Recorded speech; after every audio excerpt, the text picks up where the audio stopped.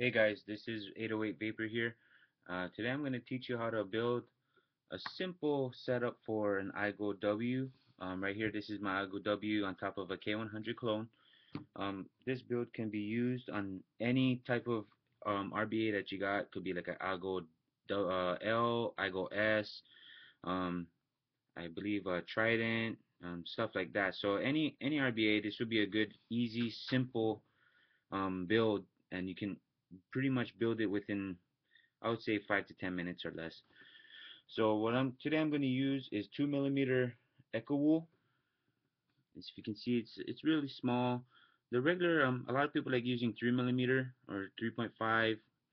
I like using 2 millimeter because it's smaller, it's easier to use, but the downfall is it doesn't really hold as much juice, but it works. Whatever works for you, use it. So like for me, this is a dual coil Igo-W, so you got to use two Echo wool, two wicks. You have to build two coils. So, and then the wire that I'm using is a Canthal A1. I believe it's 26 gauge or 24 gauge. I'm gonna show you how much wraps I'm gonna be doing. All right, let's start. First, you grab your Echo wool or your wick that you're gonna be using, like silica or cotton, and whatever you're gonna use. Okay, I fold it in half. As you can see, I fold it in half. Okay, then I hold them together on the frayed end or the cut end because it's all frayed. I hold it, then I grab my wire. I usually start the wire from the bottom, and I usually put just a little bit outside so I can stick it into the post and stuff so it's easier. Okay, so once you do that, I wrap it once, then I wrap it twice, I wrap it one more time, then I don't, and then I check from here. As you can see, my first loop is off, but don't worry about it. Okay, do it one more time. Perfect. So I'm gonna use a 2-3 wrap today. I tried a 4-3 wrap, but the the ohms is a little bit too hot for me. So since I have this here, it's really nice on the other three except one, like this one, the first one that I did. There we go. The first one that I did. So what I do is I unravel it once, and there you go. I got a 2-3 wrap. Here we go. Once I got this done, then I go ahead and do the other side. I know I'm using a little bit of too much wire, but I have a lot of wire. Okay. The second one, do the same thing, fold it in half, so I make a loop, hold the frayed ends, grab my wire, then I wrap it again. Wrap it once. You kind of want to do it tight, so the wire has contact onto the wick. Okay, that's 2, okay, 3, okay, there we go. Okay, this one's kind of crooked or off, so I do one more time.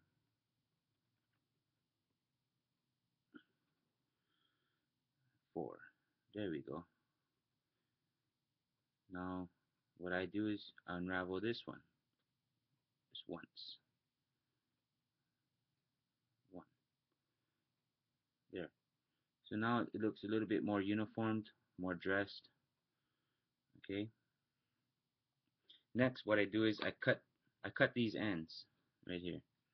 Cut these ends on the frayed ends. I make it smaller so it fits nice and snug into the Igo-W or in your RBA. Cut it not really close to this wire, the closest to the frayed end, but close enough. So I use my nail cutters, and I just cut. Oh, I pulled it too early. Oh. If you're not used to Echo wool, then this is what's gonna happen.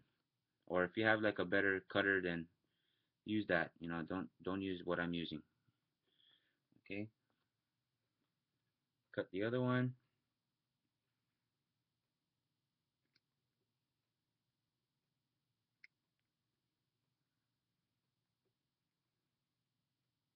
Just like that.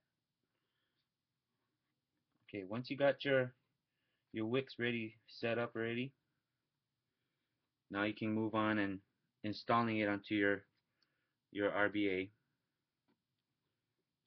Okay, if you remember, your outside posts right here are negatives. So what I do is I like to put the wire that is under or closest to the where you cut the frayed end.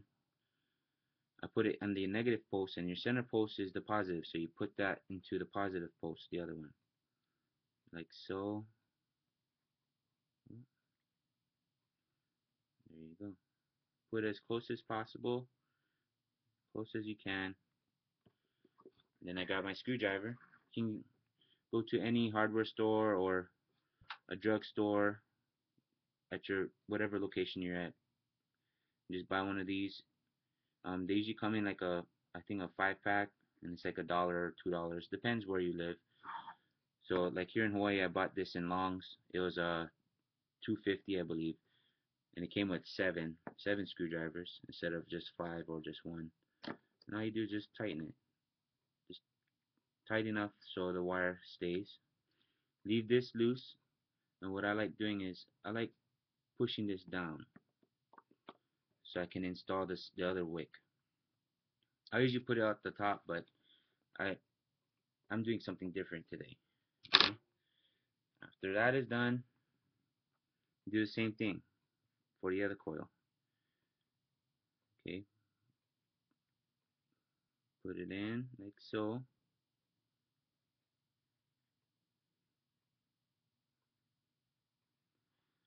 Oh man, this is killing me. There we go. The reason why it's hard for me is because I left my wires long, and I don't do that. But I don't care. So if you're having a hard time like me, cut your wire before you install it. I should have done that, but I was too lazy. So anyways, so it's in. Pull it in close again like the first one that you did.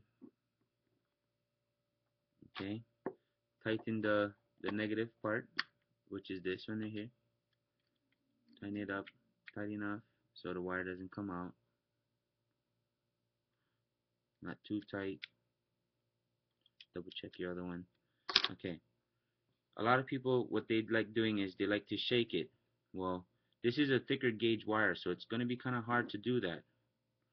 So all I do is I go ahead and grab my cutter, my nail cutter, or if you have a wire cutter, cut it closest to the post as possible, like so.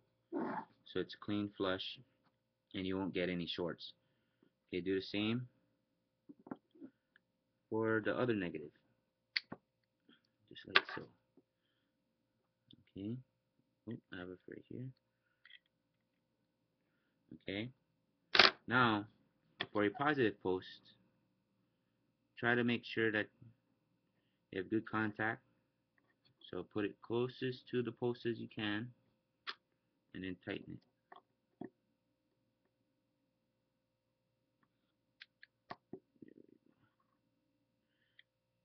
If you know, like, if you notice, your center post is gonna be a little bit higher than your negative posts because you have two wires instead of just one. So it's a little bit thicker. Okay, so it's tight, and let me try to see if I can just shake it a little vigorously so the wire gets hot and it cuts itself. You can do a little circle like what I did, and there you go, it came off. This one is a little tricky, but it could do the same. Okay, come on, there we go, magic. There you go, there you have it. So you have your wires ready. Now you can check your space. I like to not have this center coil touching the center post. It's a lot of times it's gonna short and it's not gonna really heat as good. You can see I just moved it just a little bit, just a little bit right here, so it's not touching. You see? And do the same for your positive post. Just push it in a little bit. You know, you don't want any hot spots.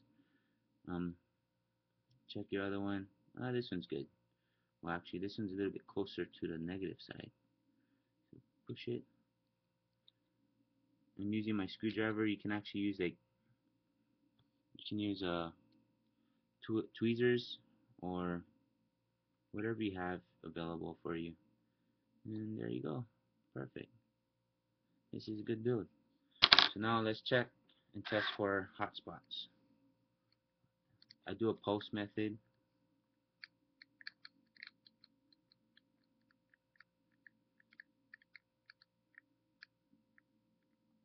It's not too bad. Let me see. There we go. You see that? It's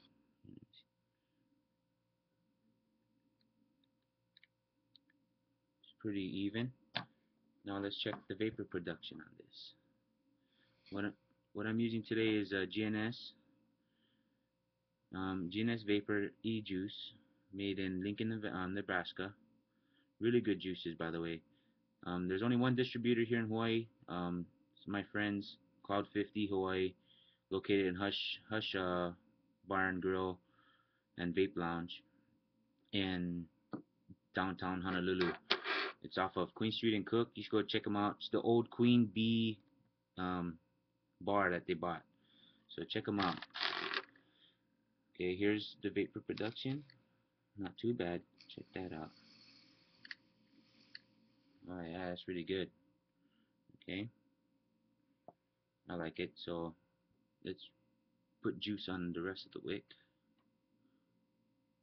And when you juice it up for the first time on a dry wick, soak it so it turns a little bit translucent, clear. No, yeah. Echo wool doesn't really turn clear. It turns like a little like a I would say like a white, not really white, but like a beige cream white. That should be good. And then once you keep using it, it's gonna get better and better, you know. So here we go, almost there. A little bit more juice. There we go, perfect. Like so. Double check. Look at that. Okay. Let's put the cap on. Here. This is a dual coil, so you have two holes. Line up the holes with the coil in front of the two coils. There you go. Now let's blow some clouds. Oh man, this thing. I gotta change my O-rings already. It's protruding out. Come on. There we go. Like so. There we go. Look at the vapor production.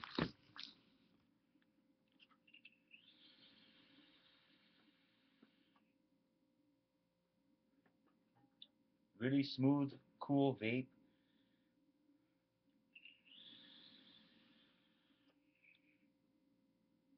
Oh, wow.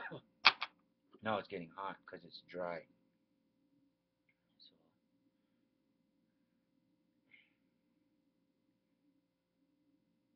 put some juice. Alright, try again.